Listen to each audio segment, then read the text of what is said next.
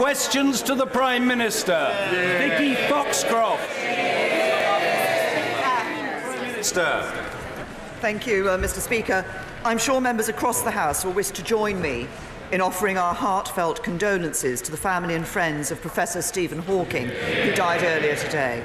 Professor Hawking's exceptional contributions to science and our knowledge of the universe speak for themselves. As his children have said, his courage and persistence with his brilliance and humour inspired people across the world. Mr. Speaker, members will also have seen reports of a number of suspicious packages targeting Muslim members. I'm sure the whole House will join me in condemning this unacceptable and abhorrent behaviour, which has no place in our society. I can tell the House that an investigation is underway and steps are being taken to bring the perpetrators to justice. Mr. Speaker, I will be making a statement following PMQs updating the House on the Salisbury incident. This morning I had meetings with ministerial colleagues and others. In addition to my duties in this House, I shall have further such meetings later today. Vicky Foxcroft. Thank you, Mr. Speaker. I want to thank the Prime Minister for agreeing to meet with me to discuss the work of the Cross-Party Youth Violence Commission. Youth violence is complex and needs long-term solutions. But some things can be done right now, such as legislating to ensure that all knives and sharp instruments in shops are locked away or stored behind counters, ensuring no one can steal them and use them. Will she do this? Well, the Honourable Lady has raised a very important issue, and as she says, this is a complex problem and we need to ensure we have long-term solutions for it. My right honourable friend, the Home Secretary, will shortly be publishing a new serious violence strategy which will put an emphasis on interventions early with young people. But it's important we have tough legislation on knives, but we also do need to work in partnership with retailers. We have recently consulted on new measures, including restrictions on knives sold online. And in March 2016, when I was Home Secretary, we reached a voluntary agreement with major retailers about how knives were displayed and the training given to sales staff to support action to tackle knife crime. But the Honourable Lady is right to raise this as an area of concern. Alex Burghardt. Thanks, Mr. Speaker. On the subject of Northern Ireland, does the Prime Minister stand by the commitments made in the joint report of December, and will she confirm that we will accept nothing that will undermine the integrity of the United Kingdom? Prime Minister. Can I confirm to my honourable friend that we stand by all the commitments we made in December? We've been clear that our preferred option is to deliver these through our new partnership with the EU, with specific solutions to address the unique circumstances in Northern Ireland if needed. And the work we're undertaking with the Commission will include that on the final so-called backstop, which will form part of the withdrawal agreement. That cannot be the text that the Commission has proposed. As I've said, that is unacceptable. But we stand ready to work with the Commission and Irish governments to ensure that all of the commitments on Northern Ireland made in the joint report are included in the withdrawal agreement. Jeremy Corbyn. Thank you, Mr. Speaker. Mr. Speaker, I, along with the Prime Minister, absolutely condemn the vile messages and threatening packages that have been sent to Muslim members of this House, and also the rise in Islamophobia and the abusive messages that are being sent to Muslim families all over this country. It has to be utterly condemned by all of us, as we condemn anybody that attempts to divide our country by racism or by extremism in any form. I think we just have to stand united with any community that's under threat at any time. Mr. Speaker, I'm sure the whole House would join me in supporting what the Prime Minister just said about Stephen Hawking, one of the most acclaimed scientists of his generation, helped us to understand about the world and the universe, was also concerned about peace and the survival of the world, but is also a passionate campaigner for the National Health Service. And he said, "I have received excellent medical attention in Britain. I believe in universal health care, and I'm not afraid to say so."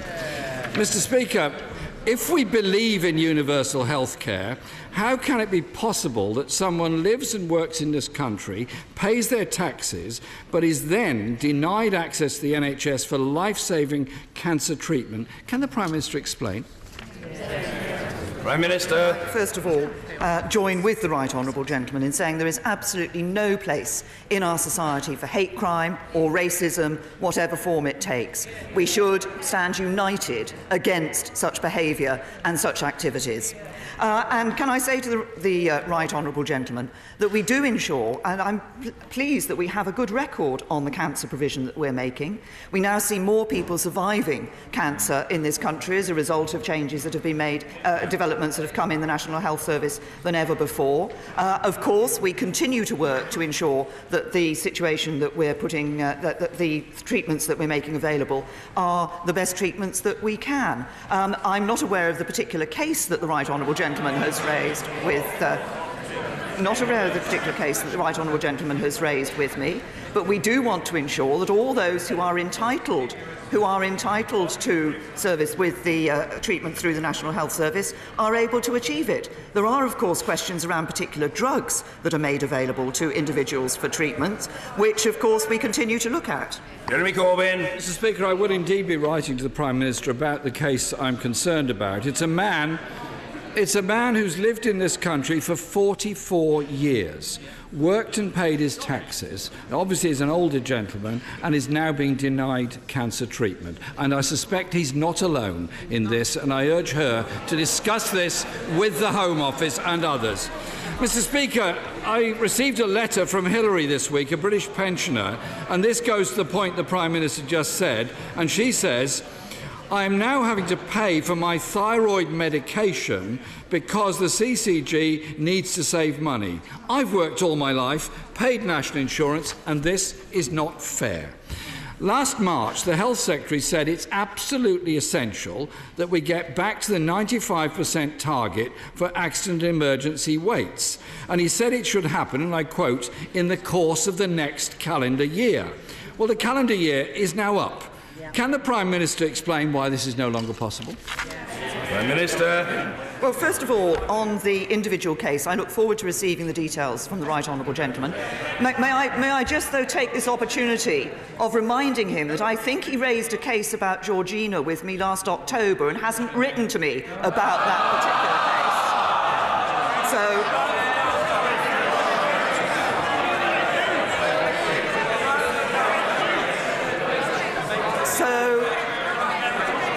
So, as I say, I look forward to receiving the details of the case that he has just set out. What we have done in relation to cancer treatment is ensure there are more diagnostic tests taking place. We see more people being seen by a specialist for suspected cancer and more people starting treatment for cancer. That's why I say that we have seen an improvement in the cancer treatment that is available to people in this country. And in relation to accident and emergency, I'm pleased to say that we do have more doctors working in accident and emergency. We have put more money in, the Chancellor announced this last year, both for winter pressures and to ensure that accident and emergency departments are able to provide the treatment that is right for the patient before them. Because for some people, actually, they don't need to be in an accident admitted to hospital, they need to be seeing a GP. We're working with the NHS to ensure that the treatment that patients receive is the treatment that is right for them. Jeremy Corbyn. Mr. Speaker, my understanding is Georgina's case was resolved before the Prime Minister was needed to do anything about it. Following my raising it here.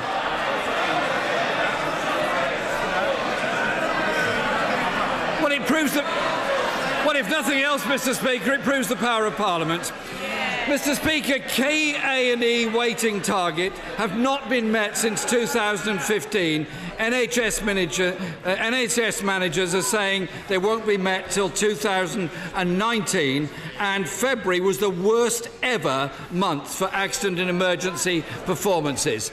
NHS Providers Director Saffron Cordery said, "This is the first time we've had to accept the NHS will not meet its key constitutional standards. If we want to provide quality of care, we need the right long-term financial settlement." The NHS is clearly in crisis. So why wasn't there a penny extra for the NHS in yesterday's statement by the Chancellor? Prime Minister. Can I say to the right honourable gentleman, we didn't wait until yesterday's spring statement to announce more money for the NHS.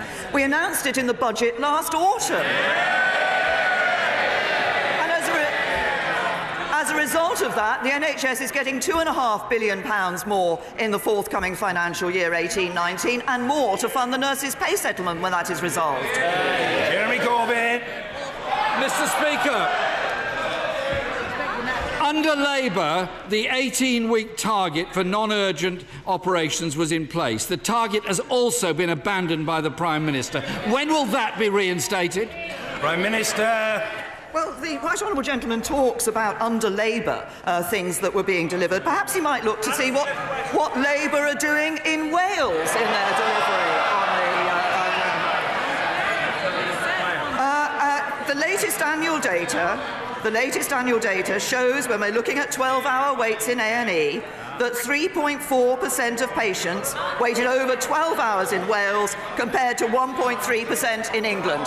If he wants to talk about meeting targets, he should talk to the Labour government in Wales. Jeremy Corbyn. Mr. Speaker, NHS England abandoned its A&E targets until April 2019. It's a bit rich for the Prime Minister to be scaremongering about Wales while she's abandoned the targets in England. Mr. Speaker, a recent... Order. Lots of questions to get through and they must be heard. Jeremy Corbyn. A recent NAO report states that NHS funding will fall by 0.3% in 2019. People's lives are at stake. Is the Prime Minister really saying A&E doctors are wrong, NHS managers are wrong, Royal Colleges are wrong, health unions are wrong, and actually it's only she that knows best about the NHS? Prime Minister. Can I just point out to the Right Honourable Gentleman, he talks about scaremongering in Wales. I was pointing out the facts about what is happening in the NHS in Wales. And that's why we do see people in Wales often trying actually to get treatment in England rather than in Wales. But can I also say to the Right Honourable Gentleman, we are putting more money into the National Health Service. But what you need in order to be able to do that is to ensure that you have a strong economy to provide the money for the National Health Service. What do we know about the Labour's policies? It would cause a run on the pound, crash our economy, bankrupt Britain, and there'd be less money for the NHS. Jeremy Corbyn. When people are dying because of overcrowding and long waits in our hospitals, I think the Prime Minister should get a grip on it and ensure the NHS now has the money that it needs to deal with the patient demands. In a recent interview, the Health Secretary said of NHS staff, when they signed up to go into medicine, they knew there would be pressurised moments. What they also expected was a recognition, an annual pay rise without cuts in paid leave, proper funding for the National Health Service, and when there are 100,000 unfilled posts, clearly not enough staff around them to share the burden. We started with Professor Stephen Hawking, and he said just a few months ago, there is overwhelming evidence that NHS funding and the number of doctors and nurses are inadequate, and it's getting worse. Does she agree with Professor Hawking? Prime Minister. Once again, I'm very happy to point out some facts to the Right Honourable Gentleman. We have 14,900 more doctors working in the National Health Service. We have almost 13,900 more nurses working on our wards. Why did we put an emphasis on nurses working in our wards? Because of what we saw under the Labour government in mid-Staffordshire. And I just say to the Right Honourable Gentleman this, that what we need to do to ensure that we can provide the funding for the NHS, and we are providing record levels of funding for the NHS, is to ensure that we take a balanced approach to our economy. That's an approach to our economy that deals with our debts, keeps taxes low on working families, and puts more money into our public services like hospitals and schools. Labour's approach would increase the debt. Labour's approach would mean less money for our schools and hospitals, and it would mean higher taxes for ordinary working people, because what we know about the Labour Party is it's always ordinary people who pay the price of Labour. Richard Graham.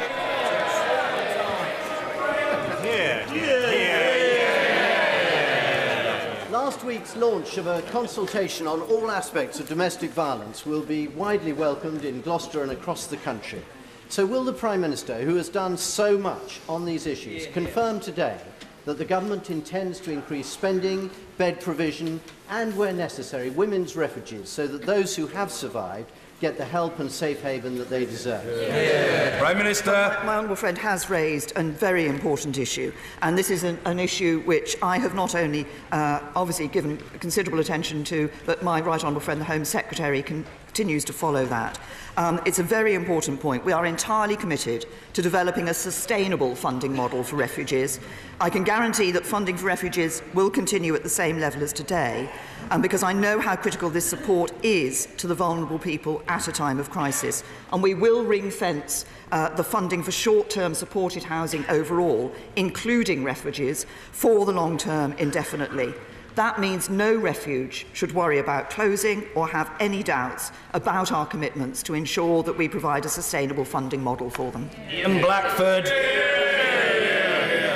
Thank you, Mr. Speaker. Can I associate myself with the remarks of the Prime Minister and the leader of the Labour Party as far as hate crime and Islamophobia, and of course thoughts are with the family and friends of Dr. Stephen Hawking. Mr. Speaker, for months the devolved administrations have been waiting for the UK Government to table amendments to Clause 11. On Monday, these long-awaited amendments were published, but without the agreement of the devolved governments. Can the Prime Minister tell the House why these amendments have been forced on the devolved administrations?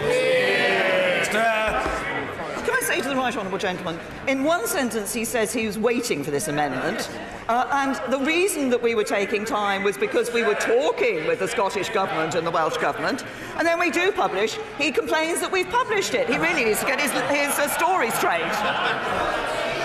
Ian Blackford. Thank you, Mr. Speaker. I would encourage the Prime Minister to listen to the question, because it was about agreement, and I'm afraid that answer simply wasn't good enough. The Prime Minister famously claimed that the UK was made up of equal partners. What an irony, now that she's overseeing the demolition of the devolution settlement.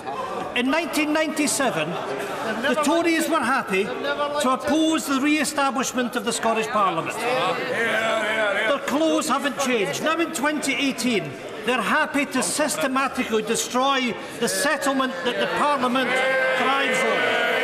I call upon the Prime Minister once again, stop this attack on devolution and redouble your efforts in working with the devolved administrations in finding agreement. Prime Minister. The right honourable gentleman. This is a government that has actually given more powers to the Scottish Government. This is a government that will be giving more powers to the Scottish Government. Significant extra powers will be devolved to the Scottish and Welsh Governments as a result of the decisions that we're taking around Brexit. But we have given more powers, including, of course, the tax-raising powers. It's just a pity that the Scottish nationalists have chosen to use their tax-raising powers to increase the taxes on people earning £26,000 or more. Jeremy Quinn. Horsham last week held an apprenticeship fair, building on the success which since 2010 has seen a 70% reduction in youth unemployment. Nationally, we see increasing exports, increasing productivity, increasing real wages. Will my right honourable friend again remind the House that it's that sustained economic performance that underpins our investment in our valued public services? Prime Minister. Can I commend Horsham for holding an apprenticeship fair? I think it's very important that we give young people the opportunity for those apprenticeships, but my honourable friend is absolutely right. We can only fund those public services if we have the strength in our economy providing the income for us to be able to do that. And in the last few weeks we've seen manufacturing output which has now grown for 9 consecutive months. That's the first time since records began in 1968. We've seen the best 2 quarters of productivity growth since the financial crisis, and the lowest year-to-date net borrowing since 2008, and of course employment near a record high. That's what Conservatives are doing, delivering a strong economy, new jobs, healthier finances, an economy that really is fit for the future. Jack Dromey. Mr. Speaker, last week GKN workers came to Parliament, typically 25 and 30 years service. Their mums and dads before them working for a British engineering icon 259 years old. sat opposite with the three fabulously wealthy owners of Melrose, determined to stage a hostile takeover of their company, break it up and sell it off. Can I ask the Prime Minister this? She told Parliament she would act in the national interest. The next 10 days will decide the future. Will she use the powers that she has to intervene to block this hostile takeover in the British national interest? To the honourable gentleman, as he knows, the Business Secretary has been speaking to both of these companies on an impartial basis. We will always act in the UK national interest. Actually, it's under this government that we've seen the changes introduced to the Takeover Code to provide greater transparency, to give target firms more time to respond. There are a narrow range of scenarios where ministers can intervene on mergers on public interest grounds, but we will always ensure that we act in the national interest. Andrew Salou.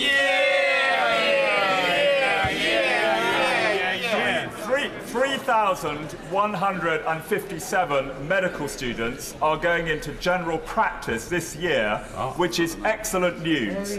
But we are still losing too many experienced GPs in their mid-50s due to the tax penalties on their old pension scheme. Would the government look at a targeted, time-limited exemption on this dedicated group of clinicians who do so much for the health of us all? Prime Minister. I say to my honourable friend, this is an important point. As he will know, experienced senior hospital doctors and GPs who become a member of the National Health Service pension scheme benefit from one of the best available defined benefit occupational pension schemes. And we provide generous tax reliefs to allow everyone to build up a pension pot worth just over £1 million tax-free. But the issue that he's raising is that GPs are not penalised if they work after age 55, but many may have exhausted the generous allowance for tax relief that is available by that time. But I can say to my honourable friend that the Chancellor of the Exchequer was, of course, listening to the question that he raised. Mr. Virendra Sharma. Thank you, Mr. Speaker. The 13th of April this year represents the 99th anniversary of the Jallianwala Bagh in Amritsar, in India, known as Jallianwala Bagh Massacre, in which more than 1,000 peaceful protesters were murdered by soldiers under the command of General Dyer. Will the Prime Minister join me in commemorating the massacre and meet with me and others campaigning for this shameful episode to be remembered across the UK? Prime Minister.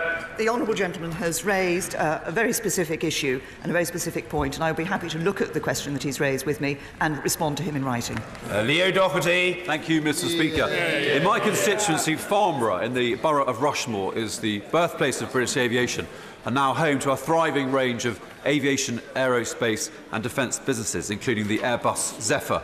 Will my honourable friend, the Prime Minister, join me in extending our best wishes to the Zephyr team as they look forward to making a world record-breaking attempt for high-altitude unmanned aviation? Prime Minister.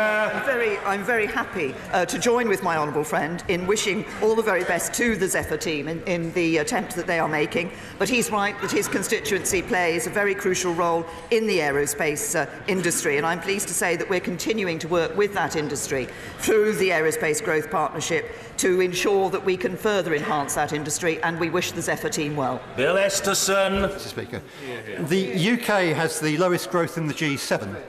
So why is the government's answer to this to give handouts to some of the wealthiest bankers to fund an already lavish lifestyle, paid for by taking the crumbs off the table of those on universal credit whose children depend on free school meals?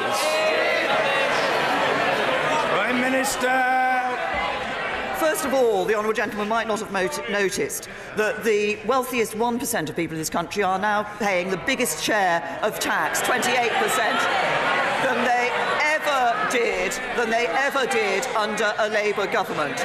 But if he's referring to the bank levy, can I also say to him, It was the Conservative Party that introduced the bank levy that has raised £15 billion and is predicted to raise a further £11 billion that we can spend on public services. It is the Conservative government that is changing the way we do it, so we do it in a better way. So in future, we will be raising nearly £19 billion extra from the banks over the next 5 years. That's £3 billion more money from the banks to be spent on public services. Neil Parish. Great British food is produced by hard-working farming families in this country. As we produce a new British agricultural policy, does my right honourable friend agree with me that supporting food production in this country is a public good? Prime Minister. Very happy to agree with my honourable friend the importance of food production in this country. I'm also happy to commend the work of hard-working farmers up and down the country, but also all those who work in our food production industry. And we now have, as my honourable friend will know, a historic opportunity as we leave the EU to deliver a farming policy that is going to work for the whole industry. Bridget Phillipson. Thank you, Mr. Speaker. Just minutes ago, Facebook announced that they will be taking down several pages associated with the extremist group Britain First. Does the Prime Minister join me in welcoming that? But does she not also accept that there needs to be a clear role provided by government to give guidance to social media companies on how they operate in our democracy? Prime Minister. I certainly welcome that announcement by Facebook, and I'm pleased to say that my right honourable friend, the Home Secretary, has been working with these companies to ensure that they do more, they do act more clearly in taking down material that is of an extremist nature. But I'm very pleased to welcome the announcement that Facebook has made, and I hope other companies will follow. Anne-Marie Morris. Thank you, Mr. Speaker. May I first congratulate the Prime Minister on her pioneering work in fighting modern-day slavery. However, has she been advised that a central plank of her law enforcement policy isn't working? With 65 prosecutions of traffickers abandoned last year because of victim fear as to their safety, and no reparations orders to compensate victims for the ordeals made against convicted traffickers. Prime Minister. I thank my honourable friend for raising what is a very important issue. In fact, at the meeting that I chaired recently, in a matter of 2 weeks ago, I think it was, of the Modern Slavery Task Force that I have brought together to bring people from across government, but also from law enforcement, from the judiciary, from criminal justice more generally, and from others, to look at how we're working with this. We were addressing exactly this issue of prosecutions and how can we can ensure that more prosecutions go ahead in future and perpetrators are brought to justice. Vernon Coker. Shockingly, in this country, in 2017, there were 2,120 children who were identified as being possible potential victims of child slavery. I know the Prime Minister's personal commitment to tackling this issue, but surely we ought to have more data. We have no idea how many of those children go missing. We have no idea how many are deported, and we have no idea how many are re-trafficked. In this country, in 2018, a modern democracy, that is simply not good enough. Can the Prime Minister tell us what she's going to do about that?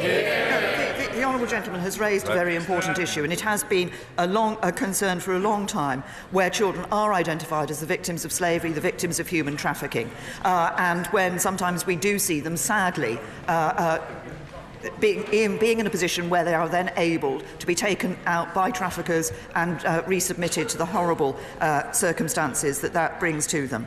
We don't return, just on the point that he's making about asylum and deportation, we don't return unaccompanied children who don't qualify for asylum or humanitarian protection unless we can confirm that there are safe and adequate reception programmes and arrangements in place in their home country. And if we can't confirm such arrangements, we grant temporary leave up until the child is 17 and a half.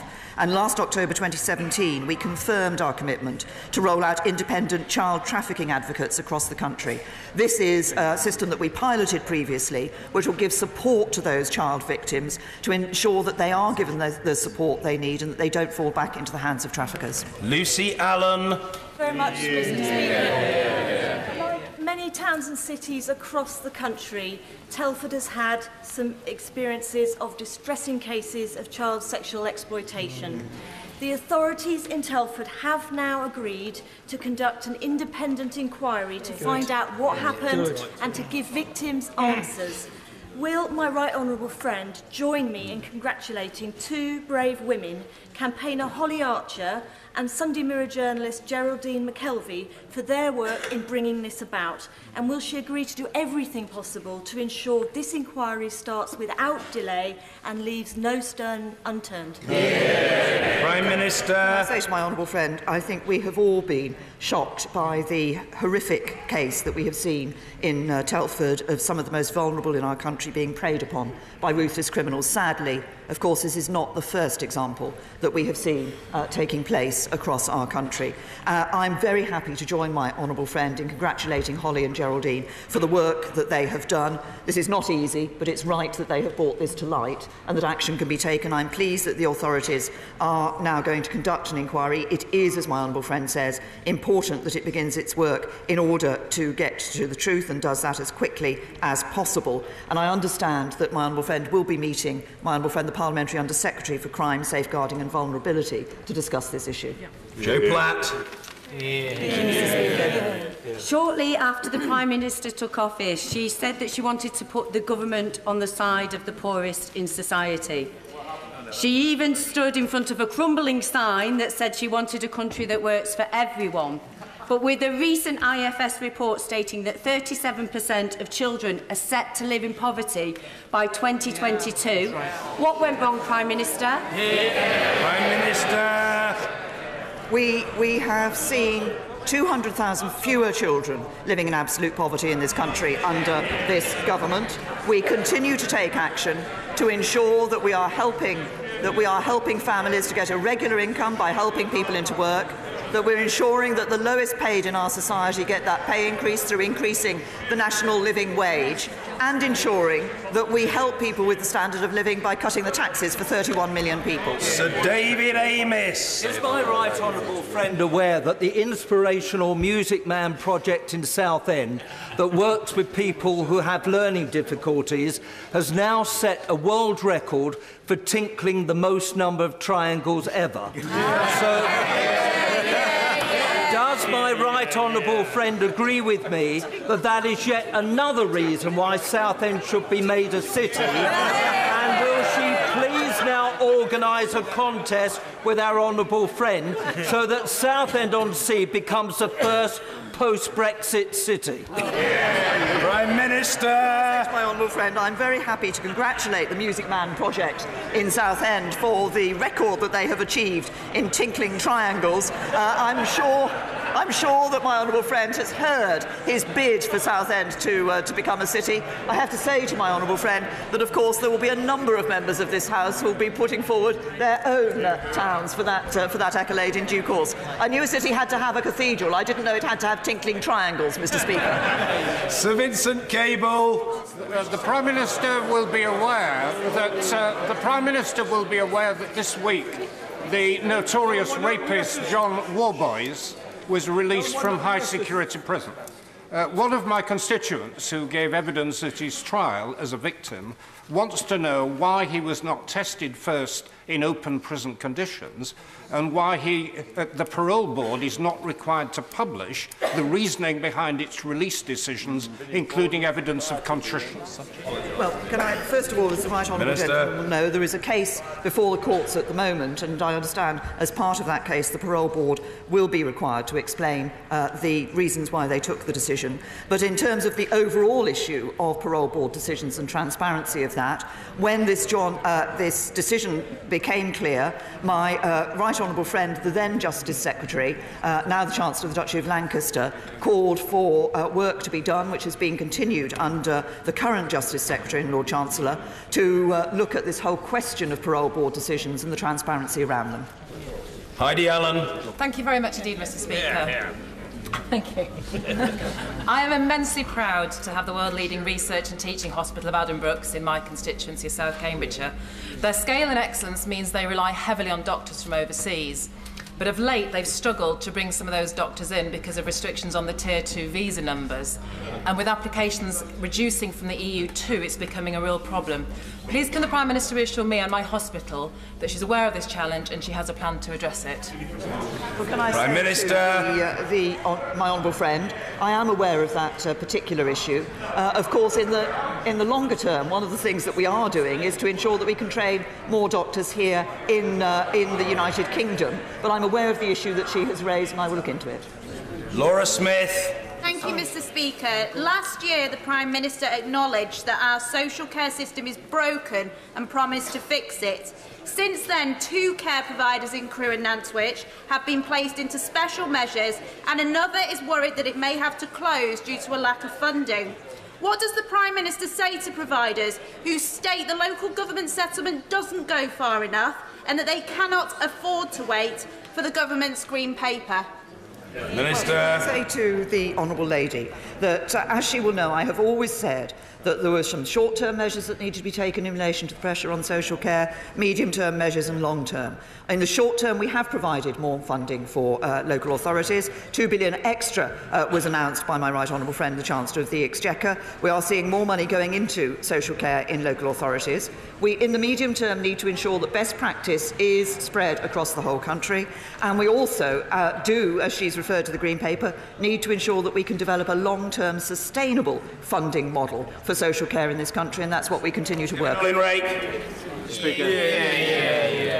It is sadly a matter of public record that RBS and HBOS deliberately asset stripped thousands of potentially viable businesses to benefit their own bank or individual bankers.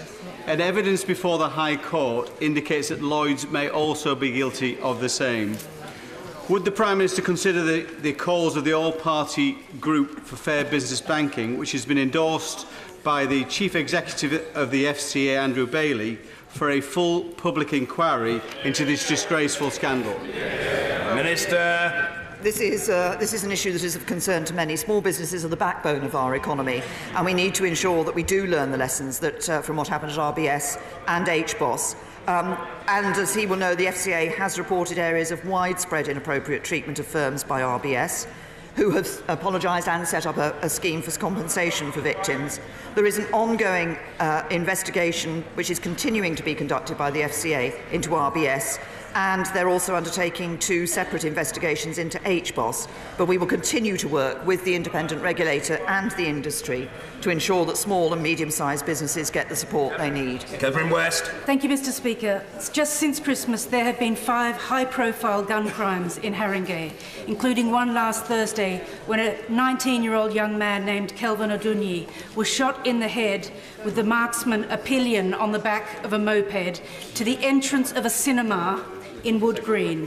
We know our streets are plagued by knife crime. Now the intent to kill with a gun takes the epidemic to a whole new level. This can't go on and it must stop. Will the Prime Minister please meet with me and community leaders to put an end to this epidemic of gun crime? Yes. Prime Minister. Can I say to the honourable lady that I suggest that she meets with the Home Secretary, who will shortly be publishing a strategy in relation to this issue of serious violence that takes place. We're all concerned about the use of mopeds has been known for snatching, for effectively mugging, and that's something that my right honourable friend, the Home Secretary, had already been looking at and working on with the police. But on this issue that she's raised of gun crime, I'm sure my right honourable friend will be happy to meet her. Mr. Peter Bone. Thank you, Mr. Speaker. Following the question from the right honourable member for Gedling, could I agree entirely with what he said? The Prime Minister has done more than anyone in this House to end the terrible modern-day slavery. But we have one problem, sir, and that is the treatment of child victims. They are put in the care of local authorities, and as the honourable member said, they are then re-trafficked. Could we look at having a system like we do for adults, where safe homes are provided centrally, not by local government, so re-trafficking cannot occur? Prime Minister. Yes, well, my honourable friend follows up the Right Honourable Member for Gedling on an important point about these child victims of trafficking, and I will certainly look at the issue that he has raised. The independent child advocates that I referred to in my response to the Right Honourable Member for Gedling was one way in which we feel we can give greater support to these child victims to ensure that we do not see them being lost to the local authorities and being re-trafficked, because he's absolutely right. It is a scandal when a victim goes into the care of a local authority and then somebody is able to come along and remove them from that care and take them back into slavery. Order.